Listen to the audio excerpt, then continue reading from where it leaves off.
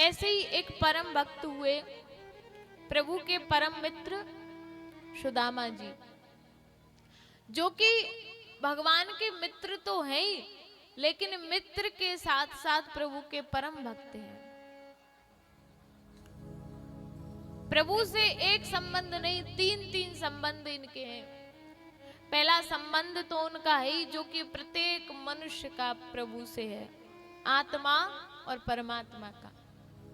दूसरा मित्र है और तीसरा प्रभु के भक्त हैं। तो भगवान से इनका बड़ा घनिष्ठ संबंध है। भगवान जब गुरुकुल गए थे शिक्षा पाने के लिए, तो क्या हुआ, इनकी भेंट सुदामा जी से हुई। और तभी प्रभु ने सुदामा जी से कहा, सुदामा जी आप कभी मेरी मथुरा नगरी आना। सुदामा जी कहते हैं, भैया आवश्यकता होगी तो अवश्य आएंगे। तो ये सुदामा जी परम भक्त हुए। हर पल हर खेड़ केवल जिब्या पर कृष्ण कृष्ण कृष्ण कृष्ण यही रहता है। बड़ी गरीबी है घर में, पर देखिए कुछ लोग सुदामा जी को भिखमंगा कहते हैं, कुछ दरिद्र कहते हैं। सुदामा जी की ऐसी स्थिति हम लोगों ने बना दी है कि सुदामा जी को हम इस नजर से देखने लगे कि अरे सुदामा जी तो भिखमंगे थे, मांगते थे। और आजकल कथाओं के माध्यम से, झांकियों के माध्यम से हमने सुदामा जी की बड़ी बुरी स्थिति कर दी है। अरे सुदामा जी कोई जोकर थोड़ी है जो हमको हंसाने का काम करें। वो परम भक्त हैं भगवान के, ऐसे भक्त जो बड़ा संतोषी है। पर हम लोग अपने सुख के लिए, अपनी हंसी के लिए सुदामा जी को जोकर बना देते। ऐसी स्थिति हम लोगों ने की हुई है। हम लोग झांकी के माध्यम से सुदामा जी में धक्के पड़वा रहे, धक्के मार रहे। सुदामा जी लोगों को हंसाते फिर रहे। अरे भैया, हम लोगों की मति ऐसी हो चुकी है, जब सुदामा जी द्वार पर गए थे ना, तो द्वारपालों ने धक्का नहीं मारा, बड़ा सम्मान किया।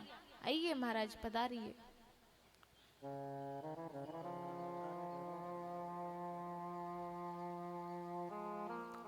तो सुदामा जी जैसा संतोषी तो महाराज ना कोई हुआ ना कोई होगा। हम लोग उनको असंतोषी बोल रहे हैं कि सुदामा जी दरिद्र थे, असंतोषी थे, भिखमंगे थे। घर में कुछ खाने के लिए नहीं, पता है कि मेरा जो प्रभु है, परम पिता है, मेरा जो मित्र है वो द्वारका नगरी का राजा है। फिर भी भगवान मांगने नहीं गए, फिर भी मांगा नहीं भगवान से सुदामा जी ने। क्यों? क्योंकि सुदामा जी को विश्वास है